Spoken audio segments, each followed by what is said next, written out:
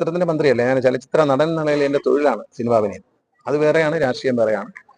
ഒരു ഭരണഘടനാപരമായി സത്യപ്രതിജ്ഞ ചെയ്ത അധികാരം ഏറ്റെടുത്ത ഒരു മന്ത്രി, ഒരു MLA. ഞാൻ പറയുന്നത് ഏത് കോടതി വിധിയെയും നമ്മൾ മാനിക്കും.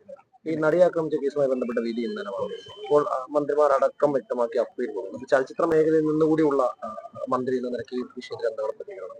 ചലച്ചിത്രത്തിന്റെ മന്ത്രിയല്ല, ഞാൻ ചലച്ചിത്ര നടൻ എന്ന നിലയിൽ എന്റെ തൊഴിലാണ് സിനിമാ അഭിനയം. അത് വേറെയാണ്, രാഷ്ട്രീയം വേറെയാണ്. ഒരു ഭരണഘടനാപരമായി സത്യപ്രതിജ്ഞ ചെയ്ത അധികാരം ഏറ്റെടുത്ത ഒരു മന്ത്രി, ഒരു MLA. ഞാൻ പറയുന്നത് ഏത് കോടതി വിധിയെയും നമ്മൾ മാനിക്കും. പിന്നെ ആ കോടതി വിധിയിൽ അപാകതയുണ്ട് എന്ന് സർക്കാരിന് തോന്നിയാൽ, പ്രോസിക്യൂഷന് തോന്നിയാൽ അപ്പീൽ പോകും എന്ന് നിയമമന്ത്രി പ്രഖ്യാപിച്ചിട്ടുണ്ട്.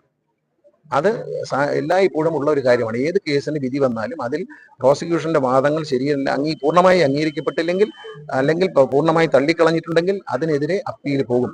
അതിന് യാതൊരു സംശയവും വേണ്ട, അപ്പീൽ പോകുമല്ലോ. അപ്പീൽ പോകുന്ന തന്നെ നമ്മുടെ നിയമമന്ത്രി പറഞ്ഞത്, അതാണ് പറയാൻ ചുമതലപ്പെട്ട ആൾ.